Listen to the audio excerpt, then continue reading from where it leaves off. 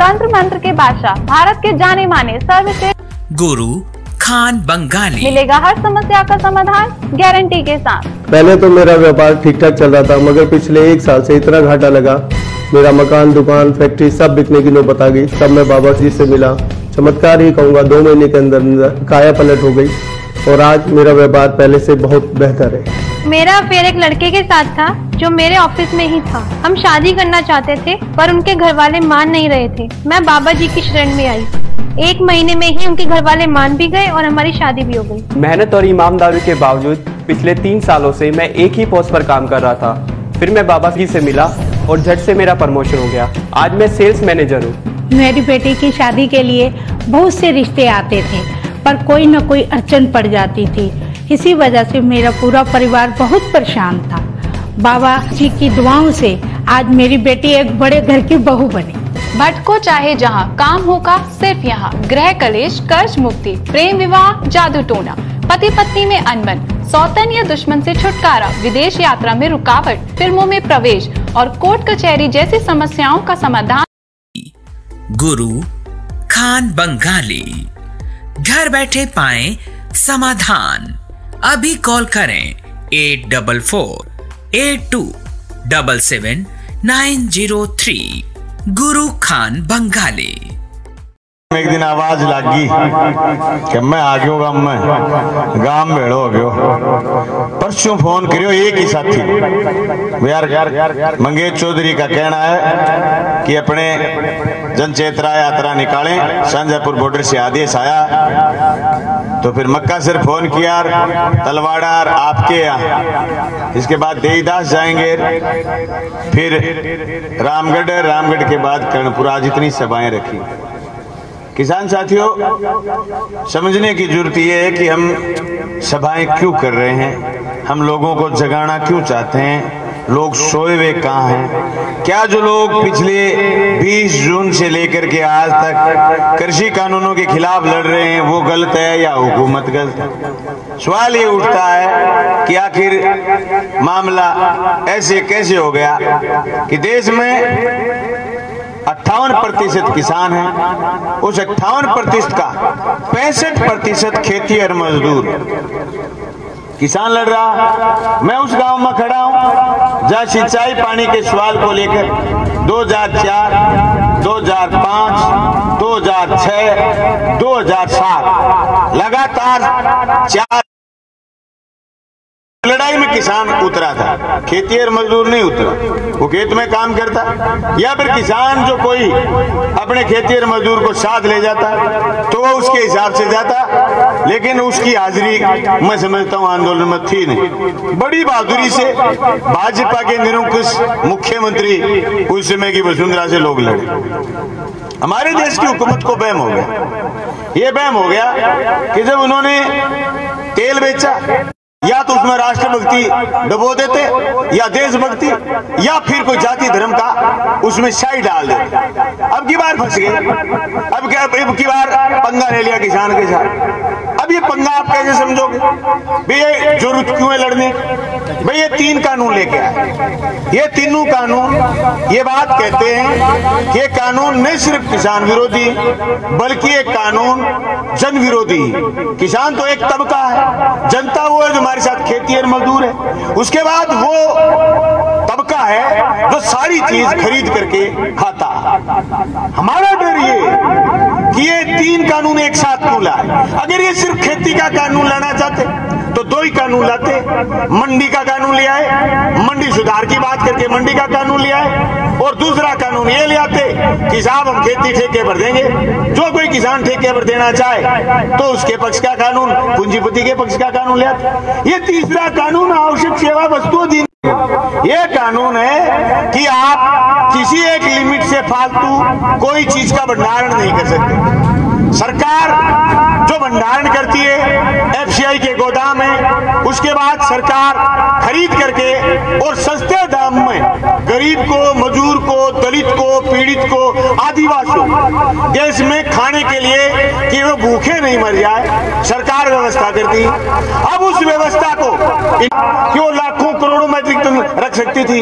अदानी, अंबानी, फलाना ढिमकाना लिमिट से फालतू नहीं रख सकता था। इस कानून आने के बाद कितना ही वो स्टॉक कर सकता है। सरकार के पास स्टॉक है नहीं, बड़े पूंजीपति के पास स्टॉक है। जो आलू 200 रुपए किलो चला जाता था, जो आलू और चीनी खाद्यान्न चीजें, जो टमाटर, जो प्याज 200 रुपए किलो चला जाता, सरकार उसकी महंगाई यूं खत्म करती कि अपना बराबर में माल मंडियों में लगाती, जिससे महंगाई वापस नीचे आती।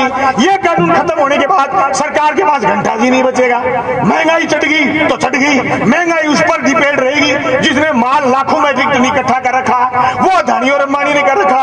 आज से 5 साल पहले उन्होंने गोदाम बना लिए, बड़े बड़े वेयर हाउस बना लिए, पंजाब में बना लिए, हरियाणा में बना लिए, दिल्ली की चारों तरफ बना लिए। उन्होंने अदानी नाम की रेल चला ली, सारा डंगा कब्जे में ले रहे हैं। इसलिए हम डरे हुए हैं, इसलिए हम विरोध कर रहे हैं। ये विरोध जायज है, विरोध करना पड़ेगा, नहीं जल जंगल जमीन बचेगी नहीं। इसलिए हम मोदी जी लड़ रहे हैं। हम कहना चाहते हैं गांव की उगाड़ में, हम कहना चाहते हैं विधानसभा के अंदर, हम कहना चाहते हैं हमें लड़ना पड़ेगा। हमारे पास दूसरा कोई विकल्प नहीं। अब कौन साहब सुप्रीम कोर्ट ने दखलंदाजी दी। अच्छा, कानून तो ये लिया है कि साहब किसान का और कंपनी का पेचा पड़ गया तो कोर्ट नहीं जा सकते, तो कहां जाएगा? एसडीएम के पास जाएगा। एसडीएम किसका? सरकार का, निजाम का, कलेक्टर उसका। तो सुनेगा कोर्ट? कोई नहीं सुनेगा। लाखों लोगों को तुम नहीं सुन रहे तो एक किसान को सुन लो। किसको बेवकूफ बना रहे? 70 दिन से लाखों लोग सड़क पर पड़े। साफ सुथरी एक बात है कि आपका एक कानून गलत। खुद हुकूमत ये कह रही कि 2 साल रोक देंगे। आज सही है तो तुम रोक क्यों रहे हो? गलत है तो फिर 2 साल क्यों? भाई सही है कानून तो तुम रोक क्यों रहे हो? कानून गलत है तो फिर 2 साल क्यों? पूरा पूरा वापिस लो। सवाल ये भाई, किसान साथियों, नौजवान साथियों, जिस किसी को आज भी अगर ये कह लग रहा है कि मोदी जी कह रहे हैं तो ठीक ही कह रहे हैं, तो मैं कहता हूं मोदी जी ठीक नहीं कह रहे। मोदी जी अच्छे दिन आने की भी कह रहे थे। मोदी जी काला धन वापस लाने की भी कह रहे थे। मोदी जी 2 करोड़ नौकरी देने की भी कह रहे थे। किया तो नहीं, तो भी ठीक कैसे कह रहे हैं? मोदी जी एक ही काम लगे, वो काम ये लगे सरकारी तंत्र को निजी करना, निजी हाथों। परसों बजट आया। बजट का एक चाह होता है पॉलिटिकल आदमी के बीच, कर्मचारी के बीच, अखबार के बीच, मीडिया के बीच एक चाह होता है कि आज बजट आएगा।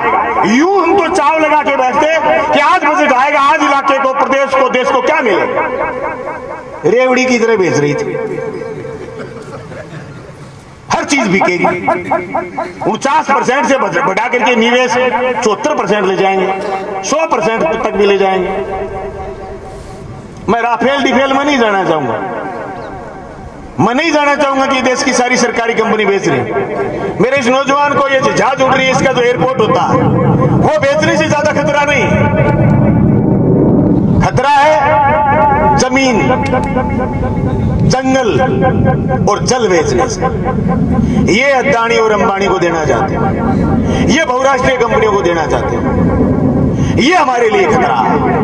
हम इस खतरे को लड़ करके मिटाना चाहते हैं। अब मोदी जी आरती उतारने से मानेंगे नहीं। अब बता, इतना बेवकूफ प्रधानमंत्री हो सकता है कोई जो चारों तरफ अपने कील लगवा ली?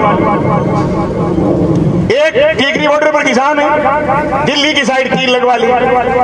छिंगू बॉर्डर पर किसान है, दिल्ली की साइड कील लगवा ली। गाजीपुर बॉर्डर पर किसान है, बोलो साहब यहाँ भी कील लगा दो। बोलो साहब वो पानी के टंकर बंद कर दो। बोलो साहब वो टॉयलेट वाली मशीन है वो दूर ले जाओ। इससे किसान वापिस चले जाएंगे। बड़े भोले आदमी, इससे किसान वापिस चले जाएंगे। हंसते हंसते फांसी के फंदे पर चूम गया था भगत सुखदेव राजगुरु। उधम सिंह को बात खटक गई। न प्लेन थी न जहाज थी, पोतों से गए 7 समुद्र पार और जाके उस अंग्रेज जनरल डायर की छाती में गोली मार दी। ये उसके कील 5 आंगन की गुलमेक से रोकना चाहते, दिमाग खराब हो गए। 5 आंगन की गुलमेक से रोकना चाहते, और गुलमेक का कारनामा तो इस मंगेश चौधरी के पास था। ये मंगेश की सूटकेस कौन चक ले गया? गुलमेक तो ठोके करे मैं बाकुड़ चक ले गया, गुलमेक खाई पेटी। कितने बोले, कितने नाजुक। अभी तो शांति से लड़ रहे, कितने लोग लड़ रहे बताऊं? मात्र 1% लोग, 1 से भी कम। देश में किसान है 58%, उसका 65% है खेती और मजदूर, जो लड़ाई में भी नहीं उतरा। वो किसान जो आज सड़क पर है वो 1% से कम है, लेकिन 57% बचे हुए किसान के दिल में है कि लड़ाई तो जायज है, लड़ना पड़ेगा, घर घर से निकलना पड़ेगा। कोई मुझे ये पूछे कि लड़ाई कब खत्म होगी, तो मैं जवाब ये दे सकता हूं कि उस तानाशाही की खात्मे तक चलेगी। ये लड़ाई लंबी, लड़ेंगे, मजबूती से लड़ेंगे और जीतेंगे। मैं पहले बार मिर्जारी आया था तो ये बावड़ मेरे साथ चढ़ गए। मुझे 3 आदमी दिख रहे हैं चाहिया के। मेरे को अभी आत्मा कह रहा था, ये इतरा साहब कह रहे थे कि चाहिया से 3 ही आए। मैं कहा 3 ही चेप देगा चिमनी, वसुंधरा की चेप दी एक, 3 ही फंसा मेरे। मैं चौक में सभा करना आया, 3 आदमी मेरी आंख में आंख कर ली, चक्री चढ़ गया। आज तीनों फेर आ रहे मन तो नहीं लगे कि वो राव से रोड़ो वो चाहिए रोड़ो सागिड़ो ही वगे। पर एक बात बताना चाहता हूँ, मैं तो उस समय भी अनुशासन का पक्षधर था, मैं जल्दबाजी नहीं करता था। मैं उस समय जेल गया था, आप आंदोलन बाहर लड़ रहे थे, हजारों हजार लोग और लुगाई, महिलाएं, माता और बहन। मैं जेल में माफी नहीं मांगी, तब मुझे हाई कोर्ट ने कह के निकाला कि इसको क्यों चून खिला रहे हो, बाहर भेजो। मैं आज भी कहना चाहता हूँ, ये लड़ाई जल्दबाजी की नहीं, ये लड़ाई अनुशासनहीनता की नहीं। घर छोड़ करके जिस तरीके से हमारे लोग सिंगू बॉर्डर पर है, गाजीपुर बॉर्डर पर है, शाहजहांपुर बॉर्डर पर है, टीकरी बॉर्डर पर है, आप और हमको जगह जगह सड़क पर उतरना पड़ेगा। आप सड़क पर उतरिए। 10 तारीख से राजस्थान की विधानसभा चलेगी। राजस्थान की विधानसभा में 74 लोग ऐसे हैं जो इन काले कानूनों के पक्षधर हैं। उनकी सीधी पीढ़ी गुल मैं अपने अकेला ही कर दूंगा, चिंता ही मत। फसल बीमा पर झगड़ा हो गया था, मेरे भादरा के काफी सारे सरपंच साथी, नौजवान साथी आए। 204 करोड़ बीमा आया 36,000 किसानों के। उससे पहले कभी 130 करोड़, कभी 132 करोड़। जब टीडी आई थी उसमें व्यापक एरिया में नुकसान हुआ था। मेरे विधानसभा क्षेत्र के 40,000 किसानों के खातों में लगभग 325 करोड़ रुपए और आने वाले हैं। ये जागरूकता का फायदा है मेरे पास। मिर्जारी आयो बहुत दिन आयो, मैं थाने दूसरे जगह में, मेरी गलती है कि बीच बीच में मैं बिजी हो गया, मेरे ही बहम हो गया, मिलने बढ़ांगा यार जी करके फिर मेरा मैं एमएलए बन चाल पड़े। लेकिन मैं आज फिर थाने कहना आयो। एक दिन सवर के इंदिराज जी के बैठक में आयो, जब नौजवान छोरा बैठे, मान कह के गयो नौजवान नहीं तो वो है जो परिवर्तन लाए, जो सोच में बदलाव लाए। यार ये जो हिंदू मुसलमान के नाम पर छूतिया बना रहे हैं ना देश में, बंद करो ये दुकान। ये टेलीविजन वालों की जिनकी टीआरपी मोदी के दलाल हैं भाई, और ये मोदी के नहीं, ये अंबानी मोदी के 750 चैनल बता रहे हैं। तुम्हारा मेरा तो चैनल कोई है नहीं। हमारे लोग बैठे हैं और इतने दिन से बैठे हैं। पगड़ी संभाल जट्टा, पगड़ी संभाल, तेरा लुट गया माल, तेरा लुट गया माल, इस माल को बचाना है। जब कोरोना आई थी, गांव-गांव में मंडी लगी, गांव-गांव में फसल तोली गई, सरकारी रेट पर कांटे लगे भाई। 1000 क्विंटल का डिफरेंस था चने प्राइवेट में और चने सरकारी मंडी में। जरूरत तो इस बात की थी कि किसान का दाना दाना तुले, किसान की फसल बर्बाद हो जाए तो उसको बीमा मिले। मैं राजस्थान की विधानसभा में बीमा पर बोला, गुलाब चंद कटारिया मेरे बीच में बोले। जब एक दिन वो बीमा पर गलत तर्क दे रहे, मैंने गुलाब चंद कटारिया काम मिनिस्टर गलत बोल रहे हो आप। मेरे बोला आप तो एक जीत के आए, बैठ जाओ। मैं कहा बैठ आप जाओ, मैं मेरी 2.5 लाख जनता को बेवकूफ नहीं बनाने दूंगा। 74 थे, 74 के 74 को बाहर भगा दिया। एक लाई बोला मुख्यमंत्री चल के मेरे पास आकर के कहा बड़े बड़ा जोर का आदमी है यार। तो मैं कहो बांगो 4 ग्रेड हूं मैं, फाड़ी पर को करके गाले मैंने एकदम वो मैं थाने विश्वास दियो विधानसभा में नालन को दियो नहीं थे। सड़क पर लड़ाई में लाओ, अनुशासन के सागे लाओ, एकजुटता के सागे लाओ।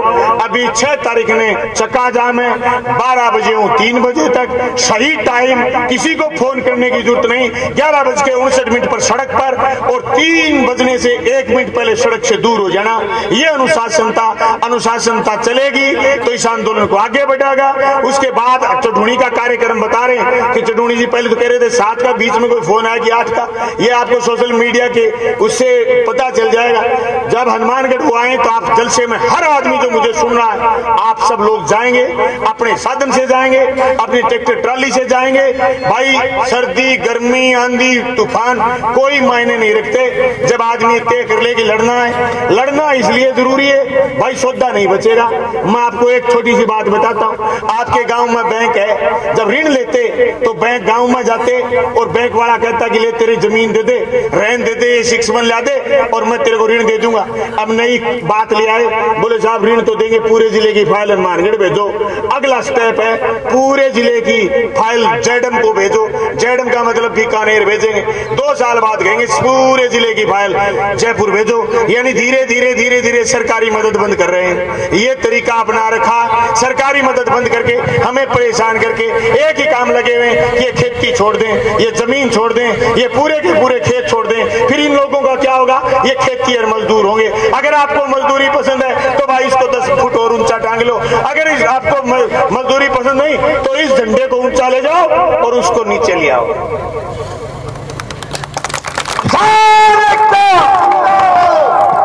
और इस झंडे के लिए कोई ज्ञान बांटे। भारत माँ के तो बेटे ये हैं, ये खड़े सारे अदानी और अंबानी भारत माँ के नहीं है। वोट डालने नहीं जाते जो निजाम आप चुनते हो। कोई जिन्होंने हस्ताक्षर किए इस काले कानून पर, उनको कोई लेना देना नहीं है। मैं विधानसभा का मेंबर हूँ, बजट की प्रति 4 घंटे मिर्जाली में बैठ के सुना सकता हूँ। मैंने 2 बजट देखे, तीसरा आने वाला है। एक भी मद ऐसी नहीं है जिसमें केंद्र से पैसा बढ़ाओ 2 साल में, एक भी मद। शिक्षा की, चिकित्सा की, नहर की, खाड़े की, नाली की, फलानी ढिमकी, कुछ नहीं। किसान के लिए, गरीब के लिए, दलित के लिए, पीड़ित के लिए कहीं दुग्गी नहीं बढ़ी। पैसा जा कहाँ रहा? जीएसटी के माध्यम पूरे प्रदेश का टैक्स इकट्ठा किया, दिल्ली ले गए। मैंने पहला पर्सन विधानसभा में लगाया कि मेरे राजस्थान राज्य का जो टैक्स जा रहा है उसका राजस्व राजस्थान को कितना बाकी है, कब तक दो, कब तक मिलेगा? भाई ये लूट मची हुई है और इस लूट में सारा का सारा माल और सारी की सारी छूट बड़े पूंजीपति के पक्ष दे रहे। जो छोरे सोशल मीडिया चलाते, मैं उन छोरों से कहना चाहता हूँ, तर्क पर आओ, मुद्दे पर आओ, मुद्दे की बात करो। ये पूछो कि एजुकेशन में 10 साल पहले क्या खर्च था, ये पूछो हेल्थ में 10 साल पहले क्या खर्च था, ये पूछो कि सड़क पर 10 साल पहले क्या खर्च था, ये पूछो नौकरी 10 साल पहले कितनी थी, ये पूछो उद्योग धंधे 10 साल पहले नए कितने लगे, 20 साल पहले कितने लगे। आज सब कुछ लुल हो गया, कुछ नहीं बचा।